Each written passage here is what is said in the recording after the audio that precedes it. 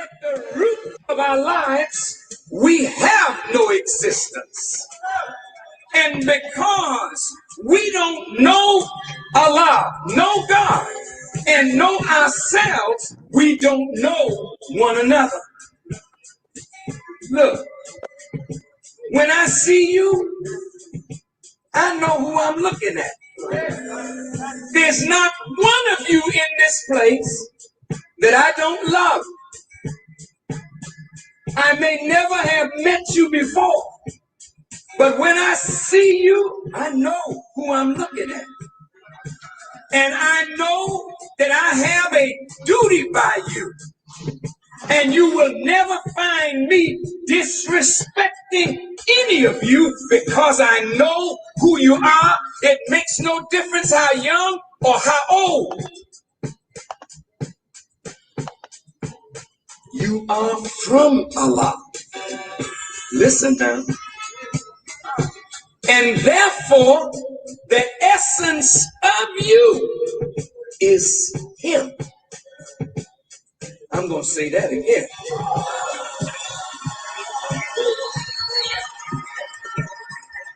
You are from Allah. Therefore, the essence of you is Him.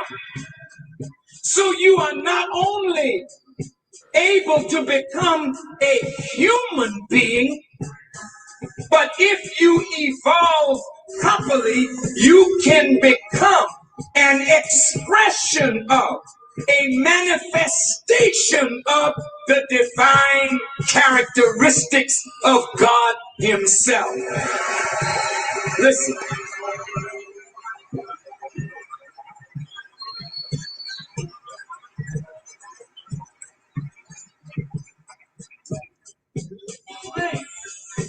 So the Bible says, how can you love God whom you have never seen and hate your brother whom you see every day? Let's not just say it. Let's understand it more. Listen. How can you love God whom you've never seen and hate your brother whom you see every day? Now, the principal words in this is God and brother. And you have love and hate. Two opposites. But God and brother are not opposite. God and brother are similar, but you love one that you've never seen and hate the other whom you see every day.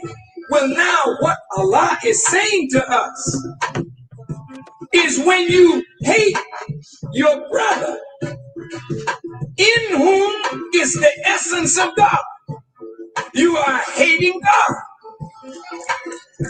So the question is asked, how can you love God whom you've never seen and hate your brother in whom God is? And you see Him every day. So the Honorable Elijah Muhammad said, every time I see a black man, I'm looking at God.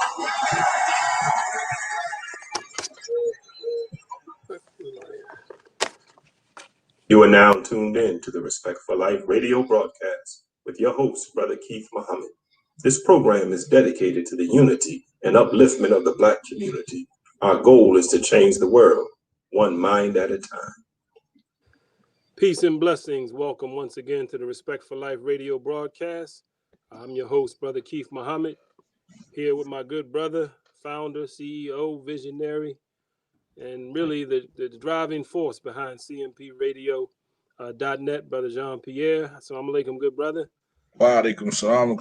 How you feeling, brother? I'm good. I'm happy to be back on the air. It's been a while since the Respect for Life broadcast has been on. Yeah, absolutely. And since that time, a whole lot has been going on, not only in Chester, Philadelphia area, and around the world. So I'm anxious to get right to it and get some words and thoughts in on the major topics that have occurred in the last month or so since we've been off the air.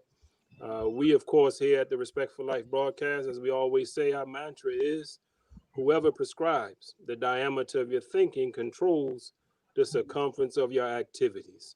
And the activities that we see in the Black community, the activities that we see on the world stage, the national stage, no matter where you look, the population of the planet, I would dare say, is 100% dissatisfied.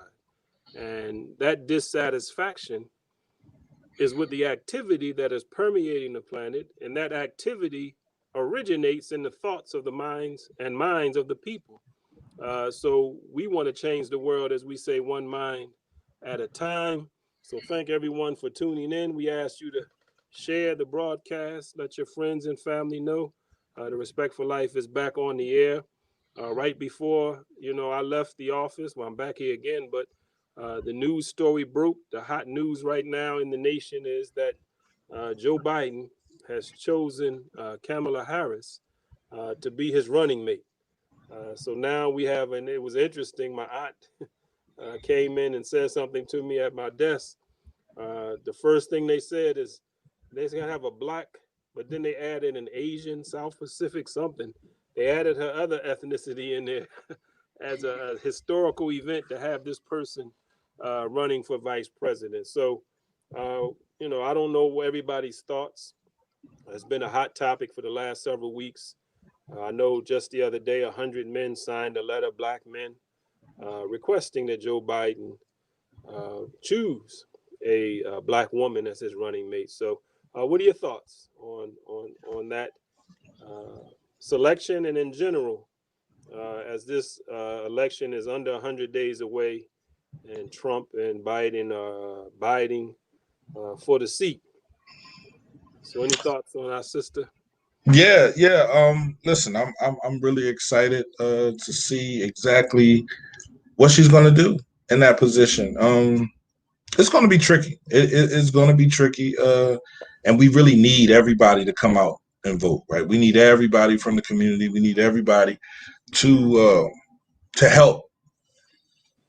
But she has some things with her in her past that really aren't really for us, so it's gonna be absolutely hard.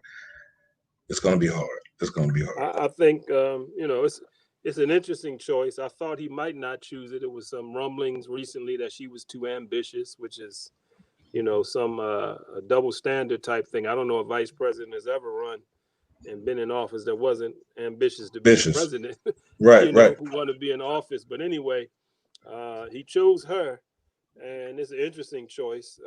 California is where her base is. That's where she's a senator from. And California is basically a wrap already for Joe Biden. So politically, it was interesting on various levels. But my daughter, right before I left the house to come here, she said, well, that about wraps it up. And she said, Trump is going to be back in there. And I said, wow. I said, I was thinking along similar lines. Because one thing you saw in 2016 is the sexism that dominates this world. The Honorable Minister Louis Farrakhan has given us a series of study guides, and study guide number 12 is entitled The 4 Great Impediments to Self-Development. And one of those 4 impediments is sexism, along with materialism, nationalism, and racism. And even though this is a white, racist, white supremacy dominated world, it's also sexist. And to have a woman in the highest seat in the land doesn't sit well with many, many, many men as well as women. You saw white women come out, I believe 53% of them actually voted for Trump, even after all the sexist, misogynist, really rape type culture things he was exposed for, they still came out and voted him in. Now not only do you have a woman that'll be a heartbeat away from the presidency, but a Black woman. And like you said, it's going to be tough. She's a pit bull, so she's going to be out there, because Biden is not too good on the mic right now. He put his foot in his mouth every time he opened it up. It seems like every time. And expose himself as it pertains to the black community. So it's going to be interesting. Trump is trying to set up the mail-in ballot situation to make that a big controversy. So it's going to be interesting. I don't want to spend a lot of time on the political scene, but I thought we would start with that. You said Sister Kamala Harris has some concerns that have been raised when she was running for the nomination. Right. Many of our community raised those things, but now it's like the black community has lined up and said, no matter what, we got to vote for Biden. And there's been a few black voices that said, hold up, let's put some demands out here. He just going, no matter, because if like he said it, if you don't vote for me, you ain't black. Right. Right.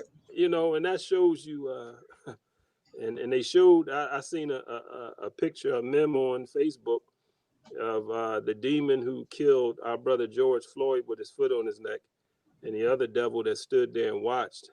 And it had the Republicans versus Democrats. One is a wolf, one is a fox. So, you know, but we've conditioned ourselves to select the lesser of two evils. But even in who we select, we don't even make them promise us or commit anything to us in the way of a platform agenda or any kind of demand. So Puffy, I believe, put it out there. I think Charlemagne the God and somebody else was saying people got very upset, you know, because we're terrified of Trump getting 4 more years. So it's going to be interesting, and we'll see how this shapes up with the presidential election coming in to clarity in the next several weeks. You'll see a big ramp up of campaigning. But with that being said, our topic tonight, and the major topic that's been on the minds of many since we've last been on, is the controversy surrounding certain brothers, Nick Cannon in particular, Deshaun Jackson here in the Delaware Valley, as well as nationally, Ice Cube, and the ramped up campaign being launched by members of the Jewish community. And Nick Cannon has been a central piece of it. But it all started with some Facebook posts with Deshaun Jackson, and with Nick Cannon, a replay or a broadcast of a interview. He has his Cannon class that he does on YouTube, and he had Professor Griff on there. Right. And they were discussing certain subject matter, and of course, out of that, a whole firestorm has ensued. And we'll get into specifics about our brother now and what he's engaged in with members of the Jewish community. But right along the time when it all kicked off, July 4th, the Honorable Minister Louis Farrakhan delivered a address called The Criterion, and July 4th is the anniversary. It was our 90th anniversary of the Nation of Islam.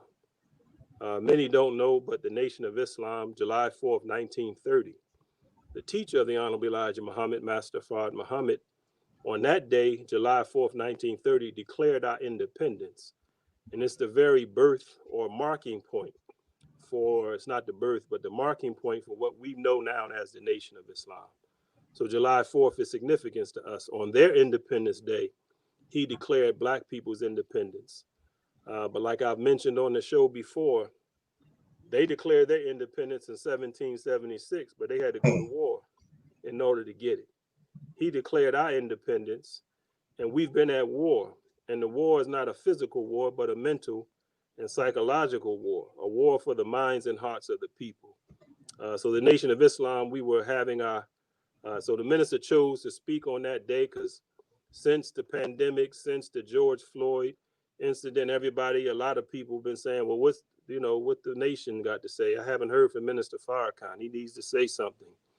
But he held his peace until July 4th, because being a man who is God-centered and seeks God's guidance, he asked from the very beginning for help from God to help him understand, in particular, because we lost one of our great brothers, Brother Abdul Hafiz Muhammad, the regional minister in New York, to this pandemic.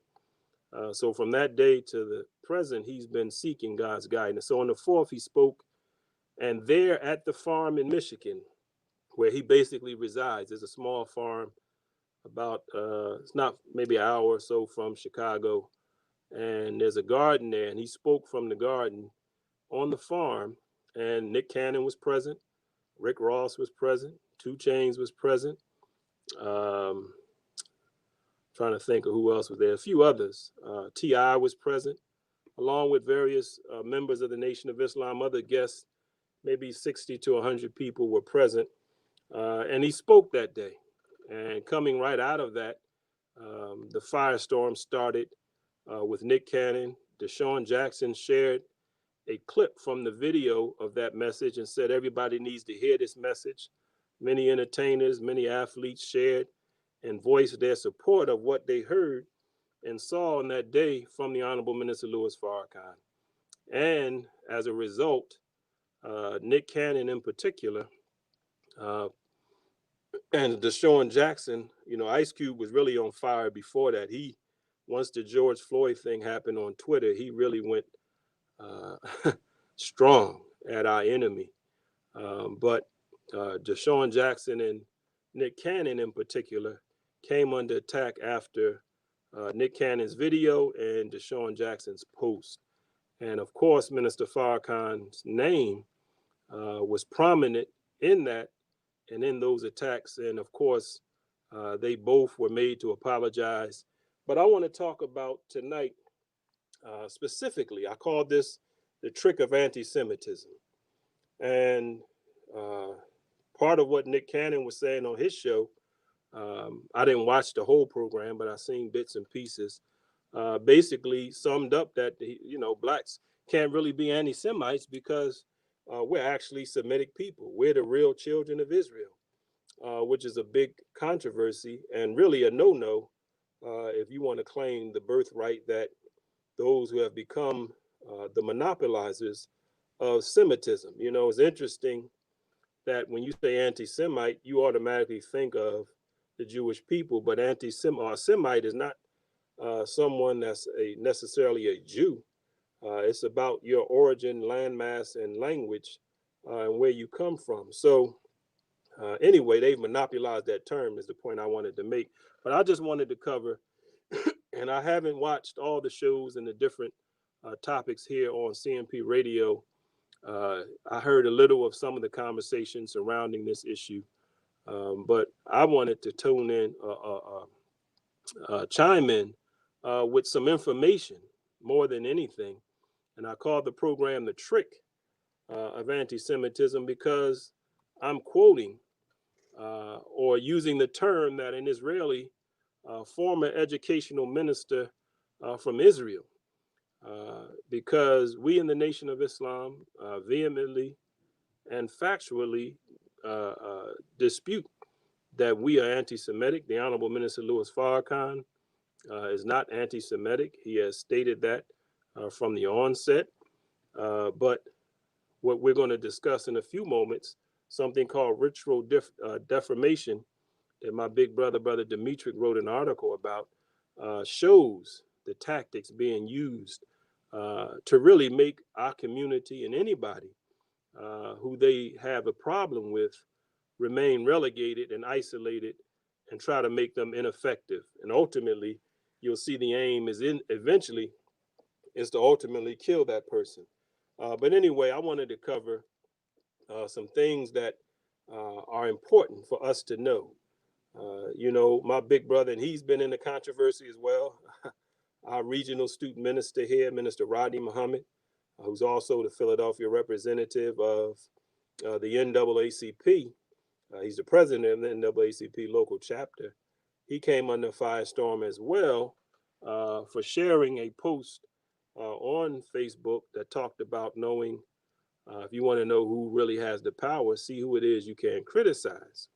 But he, in conversation with him, and he may have shared it in some of his remarks in this controversy, but I know for what he shared to me and others personally, When you see somebody in a fight, in particular, a man that has a track record like Minister Farrakhan, a man that is a righteous man, he uses the example of, like, you know, if you see your brother in a fight, you don't sit there and try to figure out who started the fight and what went on. If you got love for your brother, you see him in a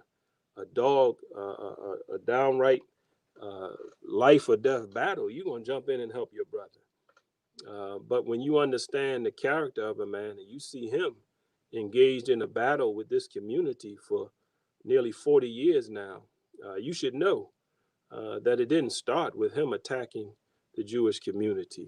So I want to cover some of that in the next few moments that we are on. The first thing I want to do is read a quote because I call this program The Trick of Anti-Semitism. And it is absolutely just that, a trick. And the Honorable Elijah Muhammad, in our teaching and our theology, we are taught that the Caucasian race was taught what the Honorable Elijah Muhammad termed tricknology. And the Holy Quran tells us that Satan is a master of deception. And he deceived the whole world, the Bible says. So I want to read this. This is a quote.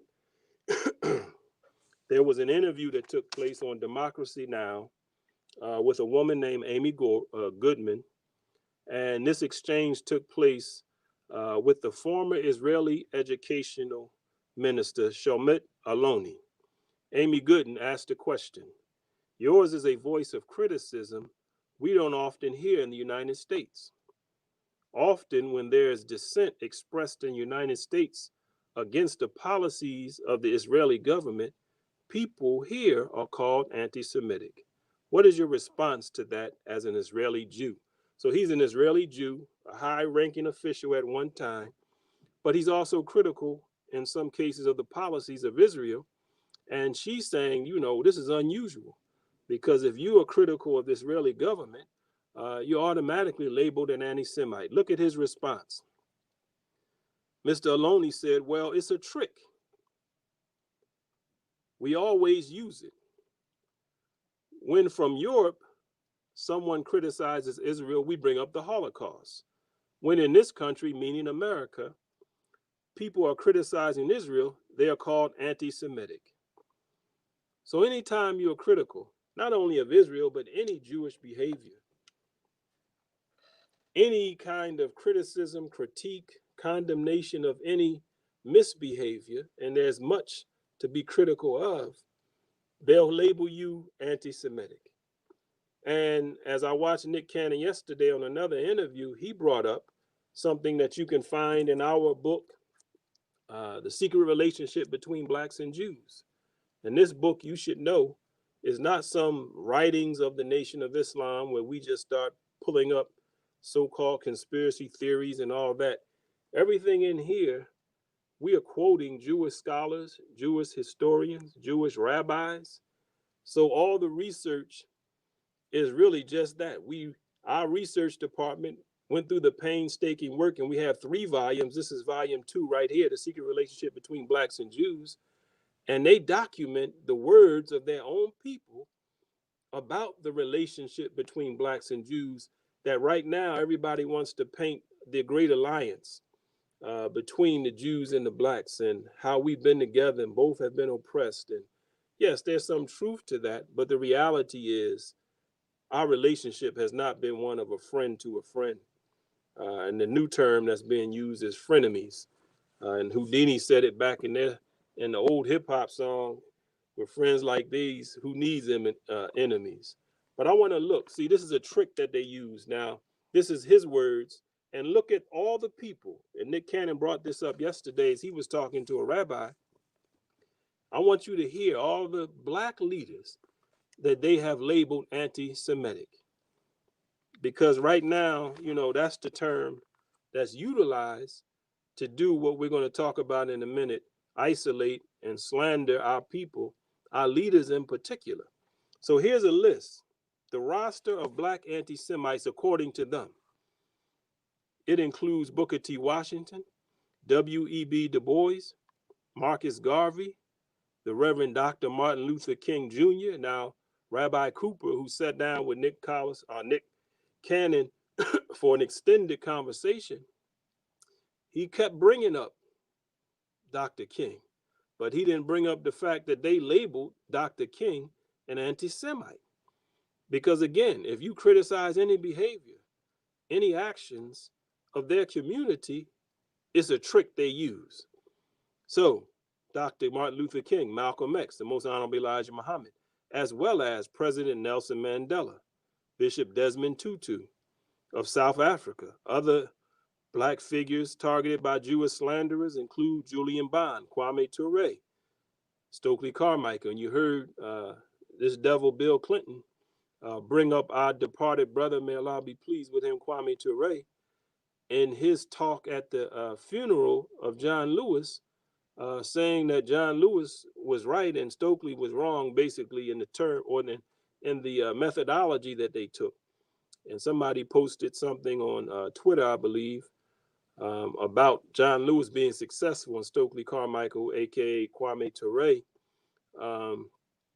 was not successful. And I responded, if John Lewis was so successful, why are we fighting, marching, protesting, rioting, being beat by police for the same thing that John Lewis was being beat for in the 60s? Yes, we got a Voting Rights Act, but the reality is justice and fairness and equity has not come.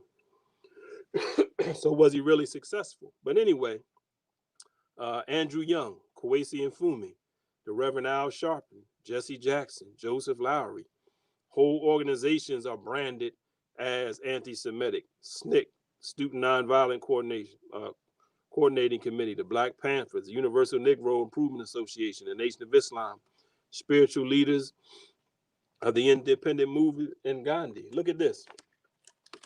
He brought up Gandhi, I believe, too. Excuse me. Rabbi Cooper.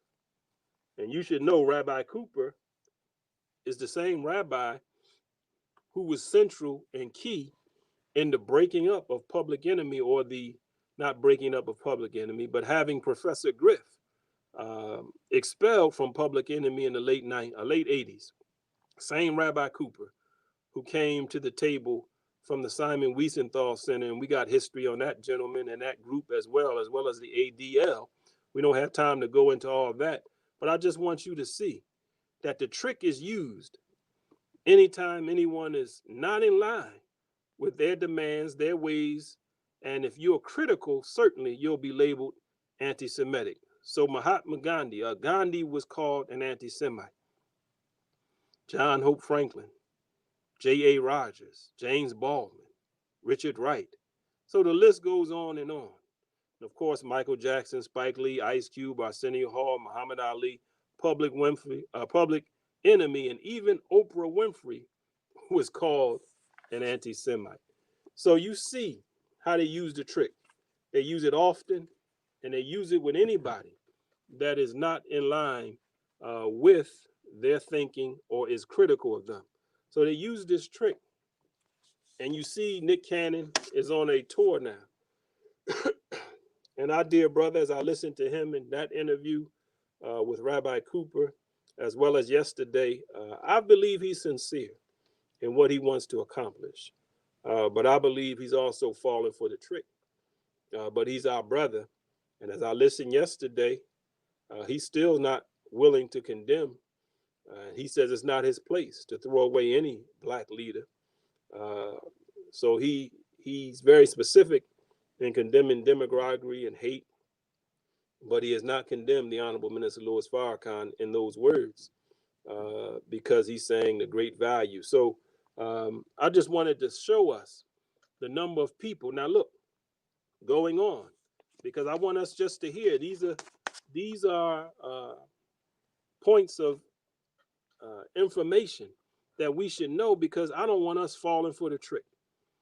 And many have fallen for the trick because many will not associate with, many will not uphold. And in the case of our local controversy with Brother Student Minister Rodney Muhammad, you see a whole litany of Black so-called leaders coming out, demanding he resign, lining up without even talking to my brother in many cases, for him to resign from the NAACP.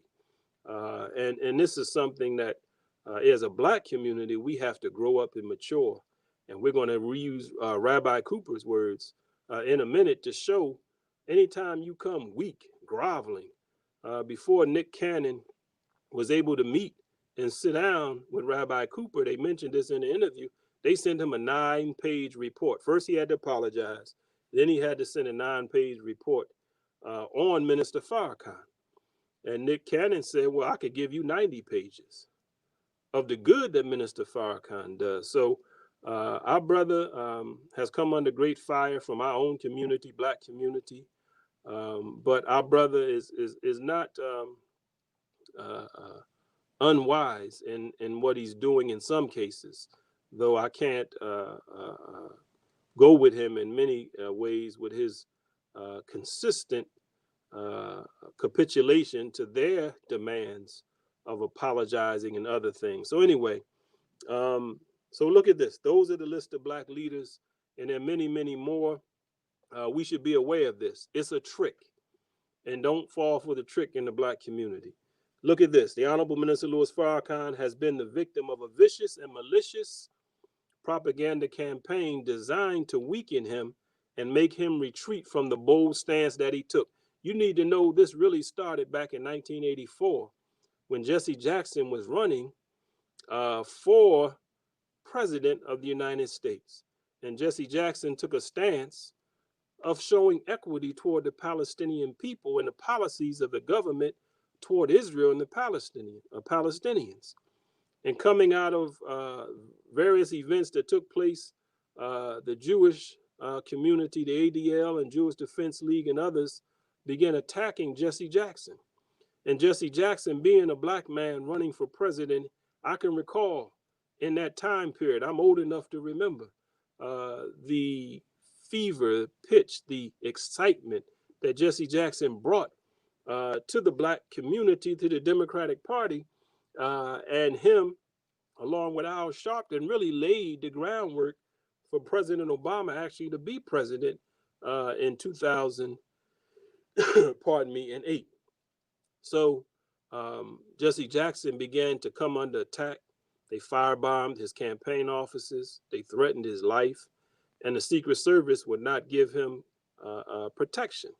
So he reached out to the Honorable Minister Louis Farrakhan and the Nation of Islam, and the FOI provided security for Reverend Jackson. And when the threats started coming, Minister Farrakhan, being the great defender of his people that he is, being the fearless leader that he is, and the man that's of great principle, he told the Jewish community that we're tired of feeding our leaders to you. And in essence, if you harm this Black man, he'll be the last one you harm. And they went crazy out of that. And from 1984 to this time, they've been attacking the Honorable Minister Louis Farrakhan relentlessly in the press. And I don't know if you understand and realize, and many who come under this fire, they know the relentless pressure and the power and influence that this community has to break you. And you see them all breaking, bending, apologizing, backing up off what they say. But the minister told them, because he has sat down with prominent members of that community, very powerful members of that community, and they want to give, like they gave Nick Cannon, conditions. You got to apologize. You got to do this. You got to do that. And the minister's a humble man. And he told them, if I'm wrong, I will apologize before the world. But you got to show me where I'm wrong. But they're not interested in that. We're going to get to that in a minute as our time is running. But I want you to see, he's been under this this malicious propaganda campaign designed to weaken him, designed to make him retreat from his bold stance, so that he won't challenge the powerful forces that continue to oppress and exploit the Black community. But instead of retreating, the minister has been steadfast for over 37 years in this this battle that was started by them. They've been consistent. And chief among those who've been dogged on his trail, seeking to smear him, and he's a nobleman. They seek to smear him with ritual defamation, which we're going to get into.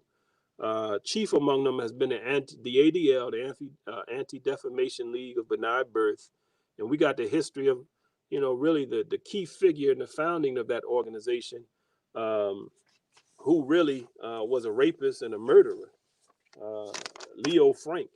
Volume 3 of Secret Relationships, you get that whole history, but we're not going to get into that. But the ADL and the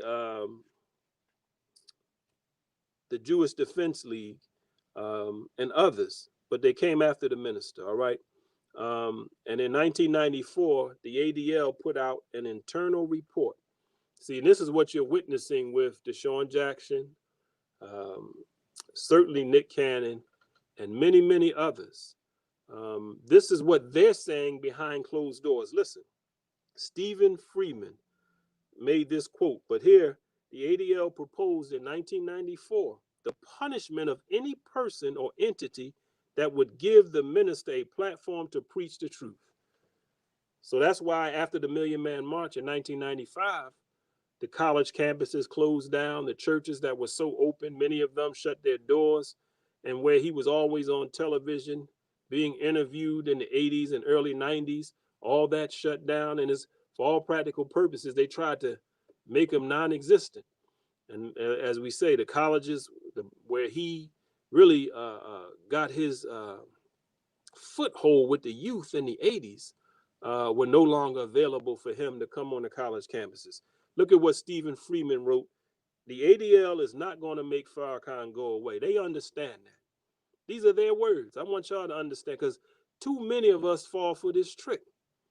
And our so-called leaders are being utilized in the trick, and they like puppets being used as mouthpieces for a community that we are not against. Black people are not chief anti-Semites, but we got the history that they are really anti-Black. We don't have time to go into it. We'll touch on a little bit of it tonight, but they are anti-Black for sure. But anyway, the ADL is not going to make Farrakhan go away. What can we, then it says, what we can and should do is impose an obligation, they use the term obligation, on those who deal with him, or, as in the case of universities, give him a platform. In each case, the burden should be on those who give Farrakhan some measure of credibility to insist that he act responsibly and put a lid on his bigotry and anti-Semitism. So rather than, they came to the understanding they're not going to make Minister Farrakhan go away. Because if you can't make a man, you can't break a man. If you make people, then you have the power to break them. So if the industry makes you, they can break you. But Minister Farrakhan is made by God. So they can't break him, but they said, well, let's punish and put under obligation anybody that, for lack of a better term, gives him a platform or legitimizes him, which they can't do. God has already legitimized him. But they're going to take the approach now. We'll punish anybody that comes around him that has influence. So when you see Nick Cannon, when you see Deshaun Jackson, when you see entertainers and athletes and others, when you see politicians, because I say this all the time, you can't sit with the Honorable Minister Louis Farrakhan with for any substantial amount of time and not know that that man is not a hater. That man is not a bigot and anti-Semite. And if you spend enough time around him, you'll know that that man's heart is a heart of love for his people and for humanity. So they don't want anybody that has influence over people to show the people that they have love for the Honorable Minister Louis Farrakhan. Though there are countless numbers of those who many people admire, many in athletics, entertainment, politics, they have love for the minister, great respect for him. And the enemy says, we got to put these people under obligation. So that's what you see with Nick Cannon. He was at the garden. He heard the minister. He was on the program with Professor Griff, and they were dealing with truth. They were dealing with things that are rooted in facts. But the enemy said, no, we can't have this. So they came after him. He lost one job right away, was in jeopardy of losing another job, and they went after him. They went after Deshaun Jackson, and made them, or put them, to use their language, under obligation. So they're under obligation now, and our brother has been doing his obligation, going to museums, going on programs, doing this, donating to their causes. But it's really, he's falling for the trick, like many other people. All right, so for 40 years now, nearly, the Jewish community, after the minister defended Jesse Jackson, they called him a new black Hitler. They called him everything but a child of God. And the reality is, the minister is none of that. But he is not a coward. He's not going to backpedal. He's going to speak truth, and he's going to stand on the truth that he believes in until you can show him he's wrong. And they have not done that, and they're not interested in doing that because they know they can't. So anyway, let me move quickly. For 40 years since the presidential candidacy of Jesse Jackson, they have showed great hatred toward the Honorable Minister Louis Farrakhan. In 1985, I just want you to see that they're anti-black. They want to throw this anti-Semitism around. They're really anti-Semitic. Palestinians are Semitic people. Black people are Semitic people, if you trace back the history. And this group of people who originate out of Europe, the Ashkenazi Jews, they're anti-Semitic, and they're certainly anti-black. As you'll see, if you pick up the books. Now, they banned these books from Amazon, volumes 1, 2, and 3, but you can go to finalcall.com or finalcallstore.com and order 3 volumes. And I guarantee you, if you read these books, your eyes will come open. And again, this is not our words slandering Jewish people. These are Jewish scholars, rabbis, and historians' own words about their relationship of anti-black hate, oppression, enslavement, exploitation that goes on to this very day. So they've been on this case of what we call, or pardon me, Brother Demetric wrote, and this is the crux of what I want to get into. I can't see the comments here, but let me see if I can pull it up, if we have comments or questions. But anyway, the anti-black behavior of the Jewish community. Certainly the ADL has been an anti-black organization. They spied on Dr. King. They spied on many black organizations. They worked with the government against our rise. They've been really an undermining force to the upliftment of black people. Don't let them tell you we're prominent in NAACP. Yeah, Joseph Spingard and others, agents for the government, and they set up an organization that would not be one that would give us the kind of power they yield, because they wanted to be non-economic liberalism. They wanted non-economic civil rights activities where they know for certain the power of the dollar and the economic strength that they yield, but they didn't want that for us. Why? Anti-black behavior. So, pardon me, I want to get into this term, ritual defamation, and you'll see the trick that the enemy is playing and has been playing for some time. And I want us to understand Nick Cannon is he's collateral damage. All these entertainers and others, they're part of their plot, because they can't make Farrakhan bend, bow, or go away. They said, we're going to put all the rest of the Negroes under obligation. So if you take a stance with the minister, you can expect a call. Tamika Mallory, my sister, stood strong. Others who do great work in our community. All you got to do is show up at an event of the Nation of Islam and you'll be in trouble. Cindy Bass, who was up for candidacy for the vice presidency. When I read their reports on her, I knew she wasn't going to be chosen, because what? She was at a Nation of Islam event with Tony Muhammad in the Nation of Islam in California. With the Final Call, had a program, a banquet or something. She attended. And this is the kind of obligation and demand they put you under if you have any association with Minister Farrakhan and you have some notoriety in their world. We call it, and it is in fact the Farrakhan litmus test.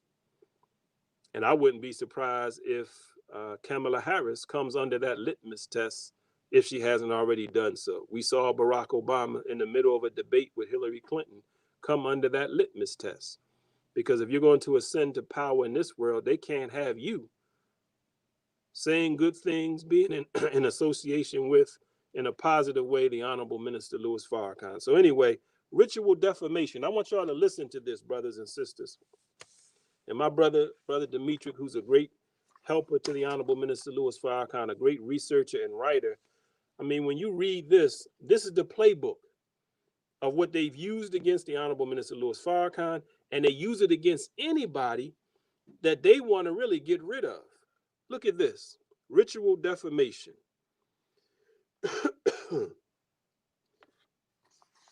I just want to get into the steps. Mr. Wilcox, his name is Laird Wilcox, who was a political activist and researcher of political movements. He coined this term, ritual defamation. Now look at this. Consider how what Mr. Wilcox defines and explains as the practice of ritual defamation applies to the smear campaign that currently targets Minister Farrakhan. And it will target anybody who criticizes the Jewish people. It will target anybody that gets out of line, and other campaigns, or pardon me, other communities are using the same ritual defamation, labeling and branding people in order to what? Marginalize, isolate, make them ineffective, and if need be, get rid of them altogether. See, now the LGBTQ community, now the feminist community, they start using labels homophobic. They use labels toxic masculinity. See, these type of terms become catchphrases that nobody wants to be associated with. Nobody wants to be called an anti-Semite. Nobody wants to be called anti-gay or homophobic and misogynist and toxic masculinity. And they use ritual defamation if you stand too strong on a point that you make. But let me get to this because our time is short. Consider how this applies to the minister in particular. Defamation is a destruction or attempted destruction of the reputation, status, character, or standing in the community of a person or a group of persons with unfair, wrongful, pardon me, and malicious speech or publication.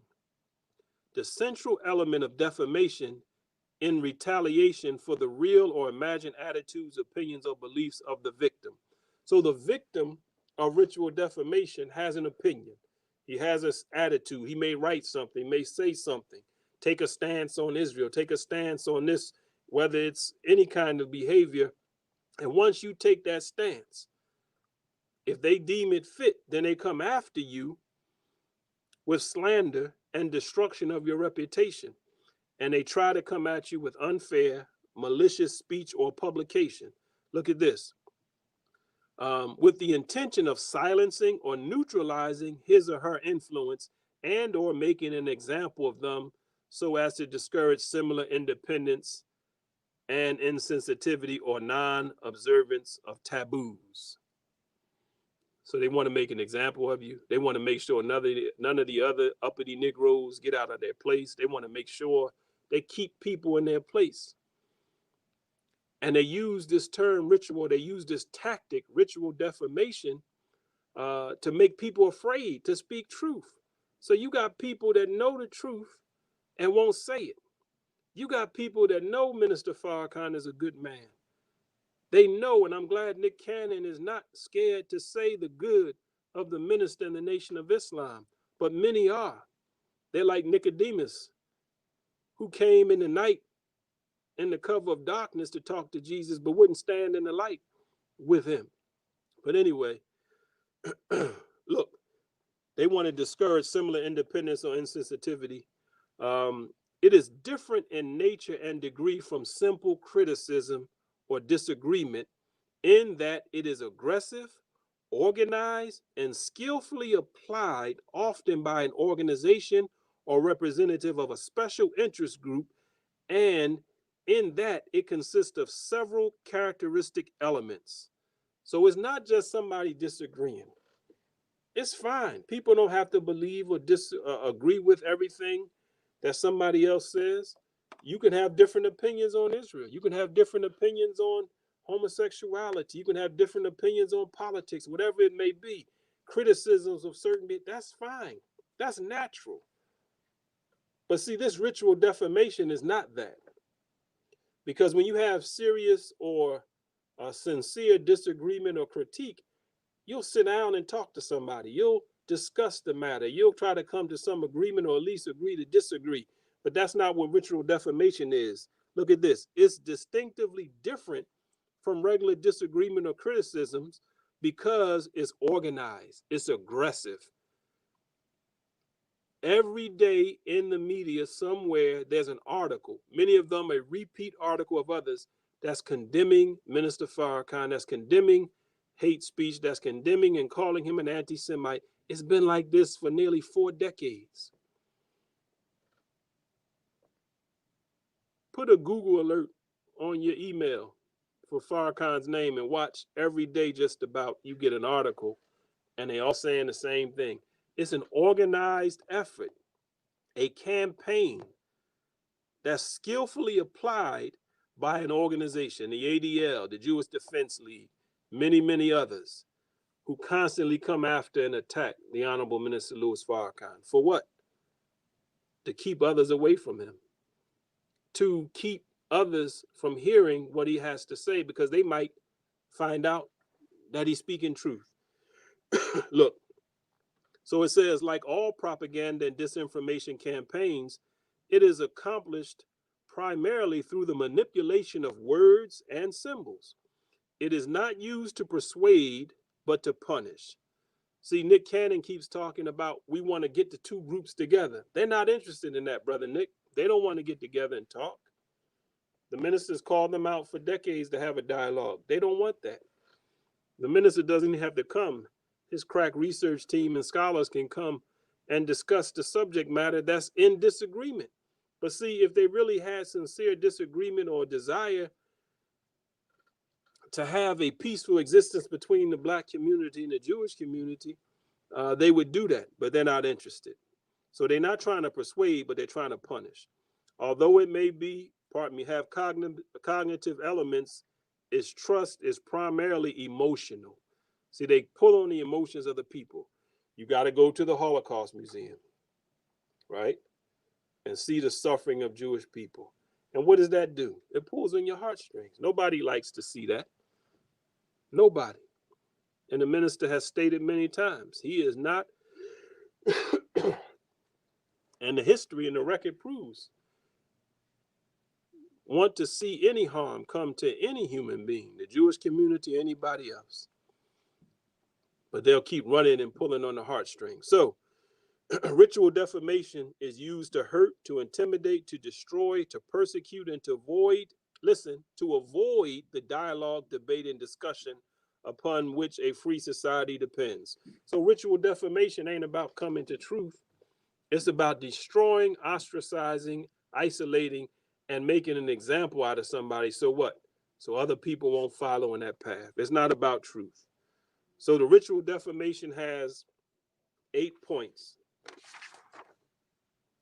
And I can't get through all 8 because our time is short. I don't know, my brother I'm here. Are you there? Okay. I'm here. I'm here at all times, man. But I feel like your movement, right, and what you're saying needs complete. So I'm letting you do. Yes, I just wanted to know about the time. We got to go off at 7 or we got 7:30. I'm not sure. 7:30. All right. I just wanted to make sure. That's why I wasn't sure if you was there or not. Okay. I'm here. So this ritual defamation, and like I said, it can be used against anybody. And we certainly see it in the Black community, slander campaigns and things that happen. But it really takes a powerful, organized effort to really be effective. So ritual defamation has certain elements to it. In ritual defamation, the victim must have violated a particular taboo in some way, usually by expressing or identifying what is with a forbidden attitude. So now the forbidden attitude is any kind of criticism against Israel, any kind of criticism, condemnation of the Jewish community. In fact, the minister shared his conversation he had with the chief rabbi, I believe, of Chicago at the time, when he was, offering up critique. He said, that's not for you to do. Like, basically, Negro, who are you to criticize us? Because they see us like they see us. And they have writings, they have terminology that they use to talk about black people. And we don't have time to get into all that. But the reality is, when they're using this tactic, this trick, anti-Semitism is the trick, ritual defamation is the methodology to make the trick effective and keeping people from really identifying, associating with, and being with someone that they disapprove of. So they use it, he's an anti-Semite, but they don't just leave it there because they want the whole world to be against the minister. He's homophobic, he's misogynistic, he's this, he's that. And in reality, he's none of that. But this is part of the trick. So they have to, whoever's the victim of this has to violate this taboo thing. And the taboo thing is anti-Semite. Nobody wants to be called an anti-Semite. But we just heard the list of everybody in the black community they called. And that's not even everybody. That's just a list of certain prominent figures that they've labeled anti-Semite. But today, after these people, many of them are gone, or they capitulated, now they're held up as ideal, but they were labeled anti-Semite because they're no longer a threat. Now they can come off the plan, come off that list. But anyway, they had to violate. See, it's not necessary that he do anything about it or undertake any particular course of action, only that he engage in some form of communication or expression. So basically, if you speak something, because we keep saying it, you find the history. Anybody can go check the record of the Nation of Islam under the leadership of the Honorable Minister Louis Farrakhan. Find where we've done anything to a Jewish person. The minister has not incited any violence. He's not incited any acts of discrimination, hate, or anything toward the Jewish community. In fact, it was a Jewish gentleman attended the Million Man March, and he testified to the peaceful, calm environment that a white man, a Jewish man, walking in the midst of 2 million black men, felt at peace. A man of hate doesn't inspire peace and produce a peaceful, serene environment that was witnessed in front of the world, called the Million Man March. But anyway, this trick of anti-Semitism, utilizing ritual defamation. So Minister Farrakhan was bold enough to defend Reverend Jackson. He was bold enough to defend himself and the attacks of the Jewish community. And because of that, he fits the profile of a victim of ritual defamation. The method of attack in ritual defamation is to assail the character of the victim and never to offer more than a perfunctory challenge to the particular attitudes, opinions, and beliefs expressed and implied. Character assassination is a primary tool. See, they just want to smear his name, make his character, and people will tell you, well, and you hear this. I watched an interview with some young sisters and brothers with Brother Dimitri, and it's like, it's a standard. Why does everybody that, in many cases, before they get ready to give a compliment or say something positive about Minister Farrakhan or the Nation of Islam, you hear this? Well, I don't agree with everything they say. I don't agree with everything they believe. I don't believe in that. It's like a disclaimer that they got to put on there before you give a compliment or say something factual that may be positive. See, this is part of what this ritual defamation does. It puts in the hearts and minds of people, lies about the victim, and they also makes them afraid of what can happen to them that they see happening to the object of hate that this group in particular, the Anti-Defamation League, and others in the Jewish community, the Jewish Defense League, the Simon Wiesenthal Center, and many others. And these are just the front pieces. You have big big people up top. And the minister has met with Edgar Bronfman, who's passed away now, but his son is still up there. And big time people who have great power. And see, one of the things that they tell you is an anti-Semitic trope, that Jews got all this power. Well, I have an 18-page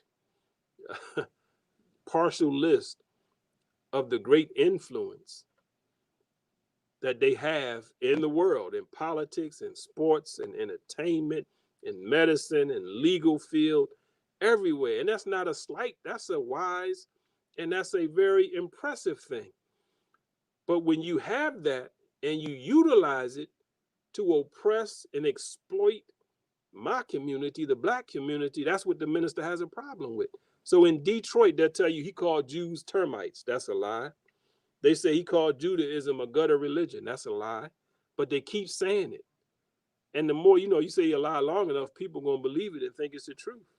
Even though what the minister or the nation presents to counter it, you just bypass that. You'll see this in what they do as part of the trick. I'm trying to get us as a community not to fall for the trick. So we see the method of attack is defamation of character, assassination of character, and that's always the case with a minister concerned. He's at this point in time simply called an anti-Semite with any proof being provided to support such a claim. An important rule in ritual defamation is to avoid engaging in any kind of debate over the truthfulness or responsibilities of what has been expressed or condemn it. Only condemn it. To debate opens the issue for examination and discussion of its merits and consider the evidence that may support it, which is just what the ritual defamer is trying to avoid. The primary goal of ritual defamation is censorship and repression. They don't want to come to the truth. So the victim is often somebody in the public eye, and they often want to involve other people in the defamation. That's where you get Senator Hardy Williams and some of these other so-called leaders, these politicians chiming in and talking about Minister Rodney and how he should resign and how disappointed. Man, please. All you do is fall for the trick and join in a ritual defamation. And ultimately, if you don't wake up soon, you'll find yourself on the wrong side of history, and you'll find yourself an enemy to your own people. So they often try and are successful in getting other people to condemn and then get involved in this defamation. In order for ritual defamation to be effective, the victim must be dehumanized to the extent that he becomes identical with the offending attitude. So you say anti-Semite, Farrakhan. See, he's the number one anti-Semite in America. Why? Because he speaks truth. So you have to dehumanize them, and they become synonymous with the term. That's the boogie term. See, that's how they work it.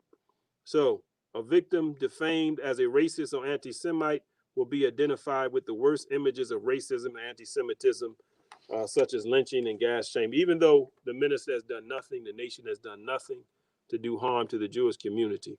Also, to be successful, ritual defamation must bring pressure and humiliation of the victim from every quarter, including family and friends. If the victim has school children, they may be taunted. See, they go all out to put pressure on this victim of ritual defamation. Any explanation the victim may offer, including the claim of being misunderstood, is considered irrelevant. See? It don't matter how you say, well, this is not what I meant. This is the context in which I was doing it. ABC, they're not interested in that. They don't want to see the clarity of what you were trying to say. To claim truth as a defense for politically incorrect value, opinion, or belief is interpreted as defiance and only compounds the problem. So I went through it quick because I didn't want to just keep reading, brothers and sisters. And Brother Pierre, I mean, you can come back on. I wanted to really get to that, show how they use this tactic. And I don't know if you have thoughts on Nick Cannon and the other controversies that have risen around that, but it's something when you read and see, and unfortunately, when you have, and I didn't print it, but I have it here on my Google Drive, the very great power and influence, and the fact that Nick Cannon lost his job immediately. Shows you the kind of power they yield. And then our brother Charlemagne the God got in trouble because he said, man, I can't wait till the black community has that kind of power to fire and hire people who offend them. And then he got on the hot seat. See, but they'll tell you, I do have this. See, I didn't get into it, but the real hate, as I said, is from their community. 1985 in Los Angeles, California, the minister was coming to speak. The Jewish defense leader or others from the Jewish community were marching around the stadium saying, who do you want? Farrakhan. How do you want him? Dead. Same thing in New York City in 1985, calling for his death. Then they posted this picture in the New York Post. Minister Farrakhan going through cancer, right? This is a picture of the minister on the operating table with a saw at his neck with two Jewish doctors talking about, what are you worried about? You big Mishkuna, I don't know how to pronounce that word. You're in good hands. And then it says doctors desperately try to remove the cancerous tumor from Farrakhan's body, but they got it marked where they're going to cut his head off. See, this is the hate that they display and have displayed toward the minister. And really, we don't have time to go into, but in these books, you see how they have been behind. You talk about black people in the unions. Who's Samuel Gompers? Who I mean, it's so deep when you really see it. And the minister sent this book. When this book came out, this is volume 2. He sent this book to the whole, I think, to many black entertainers and athletes. He sent it to the ADL. He sent it to the president. He sent it to everybody that was somebody. I don't know how much he spent sending it out to them, but he had a long list. And because he wanted them to just read it. Because in here is really how they got economically strong. And we can learn from it. But it also shows the very negative and detrimental, oppressive things they did to the black community to keep us from coming up. But anyway, so black hate or anti-black behavior. I'm not saying you're wrong, but how is that any different from our people canceling people for saying or doing anything and they don't agree with? I would say the only difference is that black community doesn't have anything to take away. All right. I mean, the one thing, Brother Nasir, is our cancel culture is I mean, the whole cancel culture is out of control from my perspective. But in our case, we don't have power. But I would say if you study the real cancel culture amongst our people, it's mainly with our own people.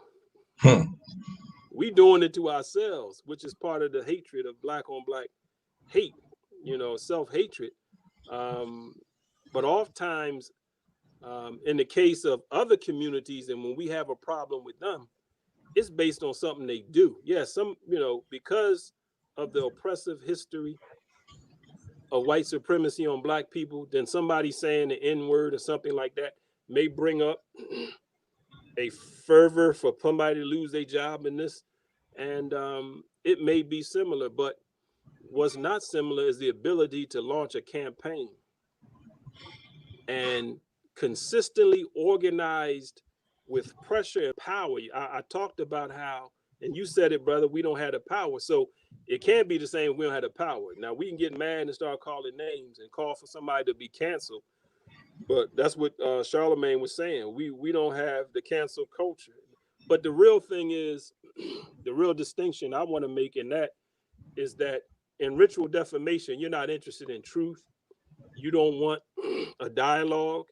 You don't want anything to be brought to light. You're not accepting anybody's reasoning or trying to say, I didn't mean it that way.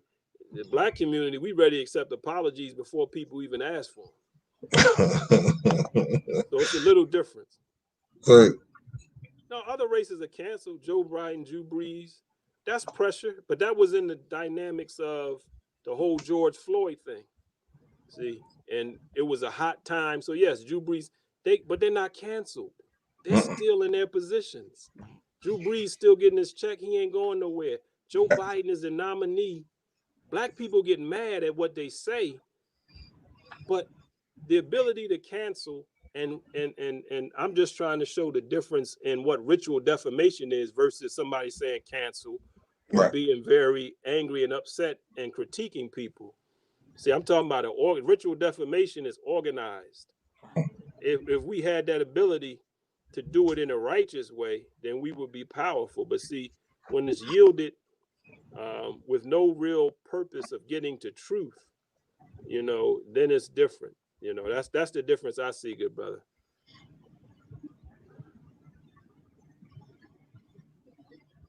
Right. We're not rallying the tip. And part of the issue, Brother Nasir, is that in our organized efforts, that's never the focus. I raised up the NAACP, which is the traditional civil rights organization that's most prominent. It actually got started.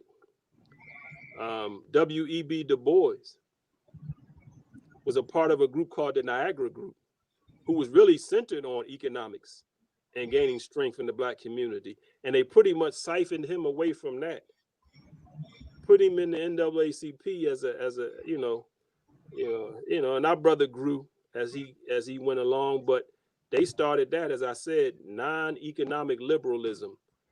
And they started a campaign to fight for civil rights and things, but never deal with the economics, because they know that's where the power is. You're right, Brother Nasir. And then when we try to put up an economic effort amongst ourselves, the distrust, the disunity, and I didn't get to this, our so-called friends in the Jewish community. Let me touch on this, 1985, around that time. And then Rabbi Cooper, he tried to throw this shade on the minister when he's talking to Nick Cannon. You know, he got $5 million from Gaddafi.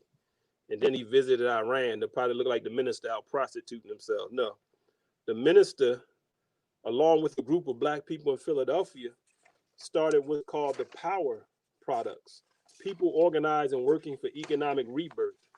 And we launched a whole line of personal care products, right? Personal care products, lotion, soap, shampoo, deodorant, because everybody uses that. And we got Johnson, the Black Johnson & Johnson company, to produce it.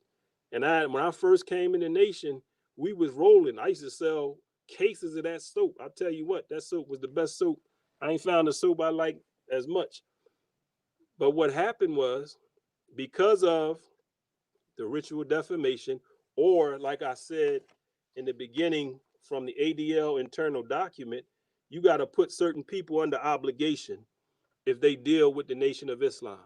So here we were rolling with a product to get what? Economic strength in our community, employ people.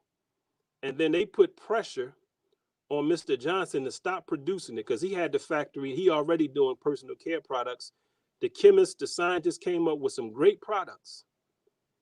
And then the Jewish distributors who control distribution all over this nation told him, if you keep making that, we taking your products off the shelf, all the shelves.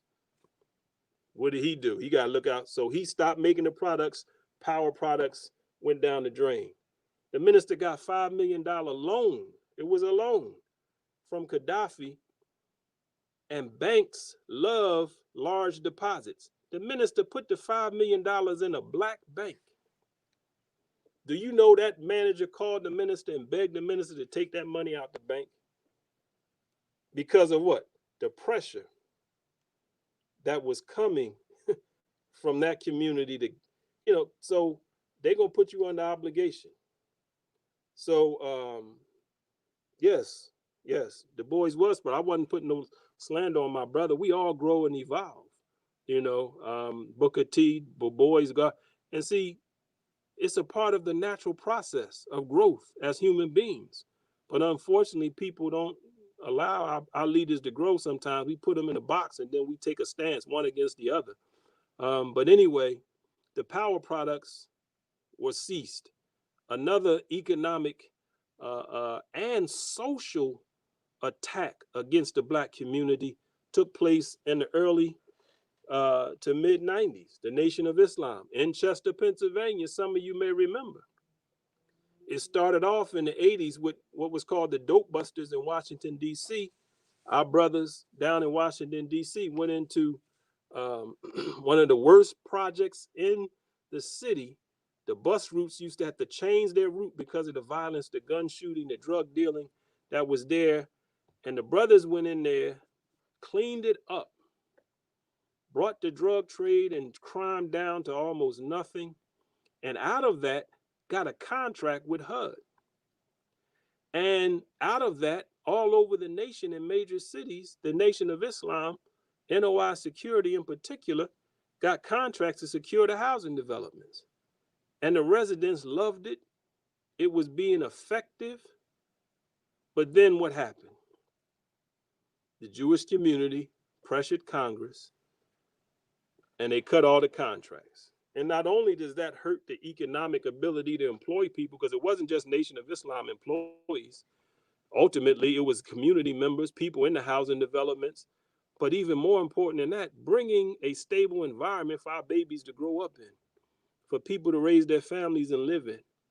I used to work at Abbotsford Projects in Philadelphia during that time. But ultimately, all the contracts were lost.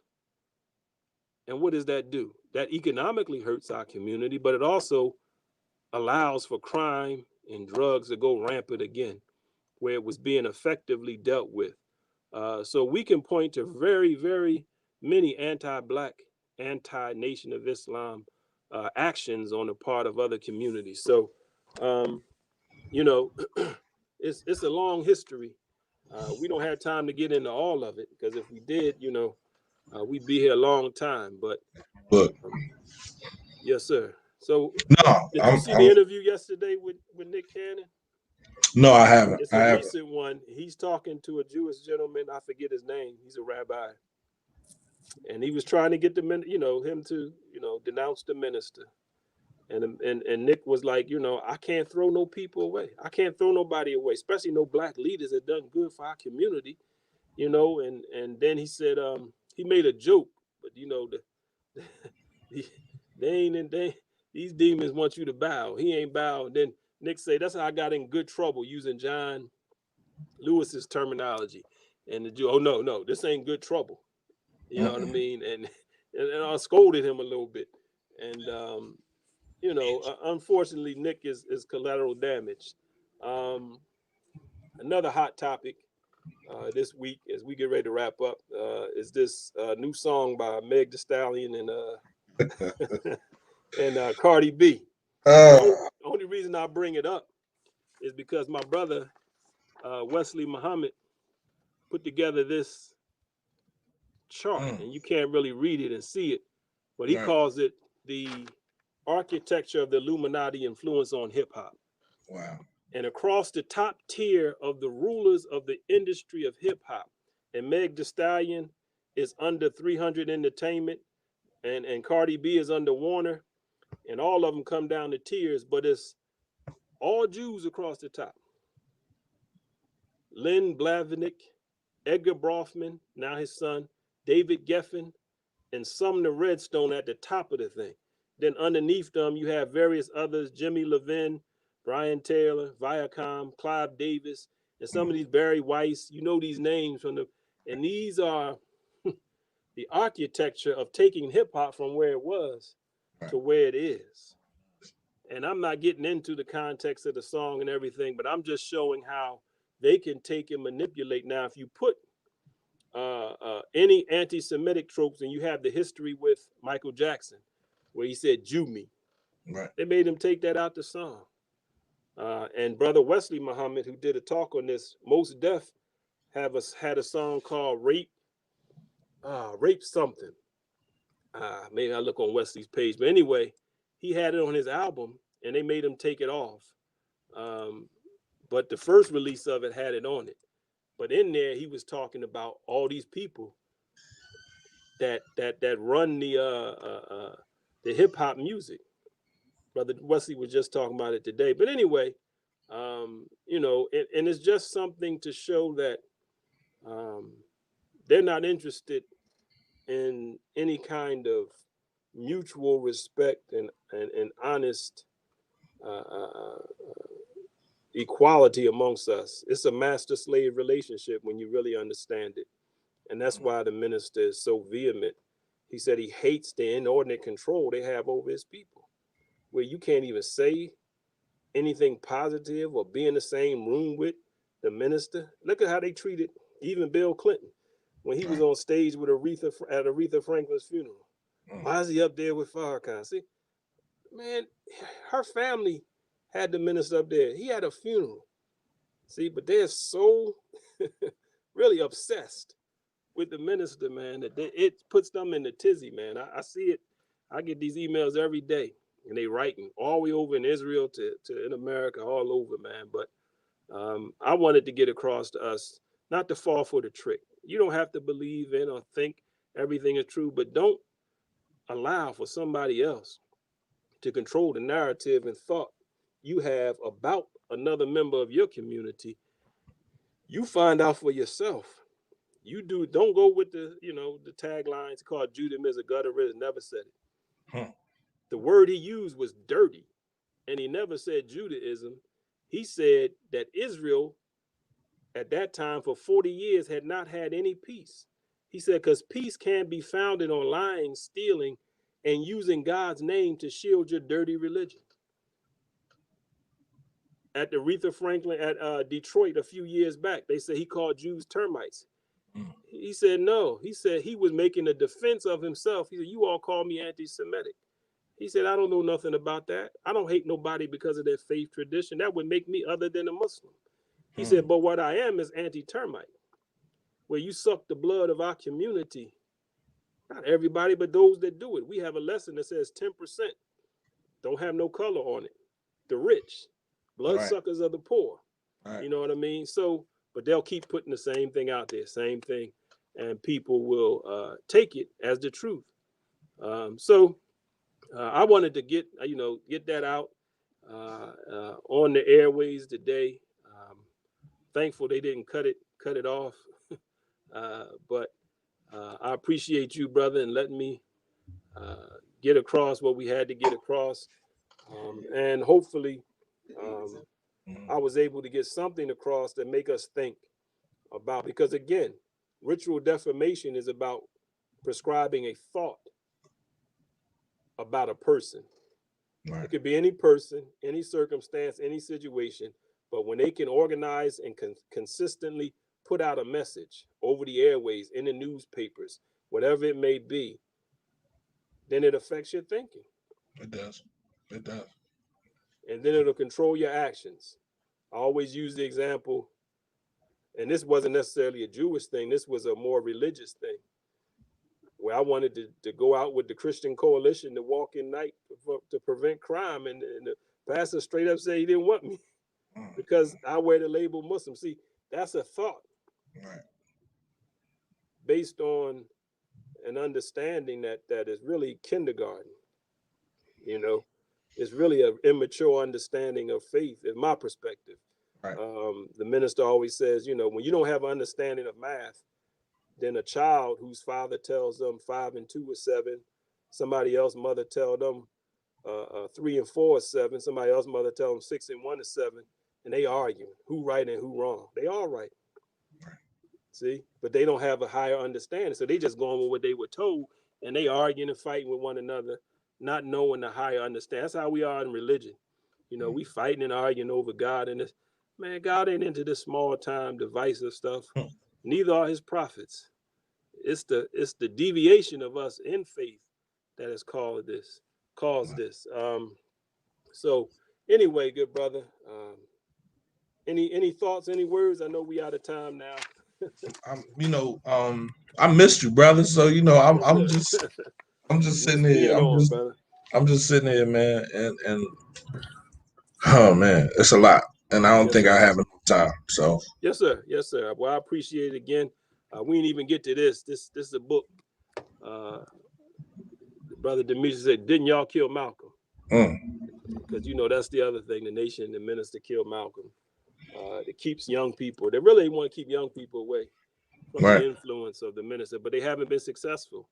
And he really, really, really came out from under that cloud with the 10-10-15, and he was on the Breakfast Club. And a lot of young people that never heard him got to hear him. Then he went on Sway in the Morning. Then he went on Big Boy. So introduced a whole new generation to the minister, and a lot of them, and a lot of the rappers are on fire with what he shares. It ain't about making somebody a Muslim. It's sharing light and understanding and helping people to see a different way. Because again, whoever prescribes the diameter you're thinking controls the circumference of your activity. So we thank you, brother. We thank all of you who listened and will listen to the broadcast. Remember, we are working first with self to change our world, because a world is a sphere of mental activity. When somebody be a little spaced out, you say, oh, he in his own little world. Yeah, our world is our realm of thought. Yes, we're in a bigger environment, but your world is your thought pattern. Mm-hmm. So we want to change the diameter of our thinking as individuals. And we want to help expand and break through the ceiling of thought that has relegated us to the condition that Black people in America are in. The crime, the violence, the degradation, the filth. There's a great effort going on to clean up in the city of Chester. But that, like Brother Rocky said this morning on Corey Show, it's a mindset. It is. We got to help to clean up. You know what I mean? So that's why we want to go at the thought. We want to fight on the highest level. Then the behavior will come around. So thank you again, brothers. Thank those who tuned in. I thank God for the opportunity. Let's keep fighting. Let's keep striving to change the world. One mind at a time. Until next Tuesday, God willing. Peace.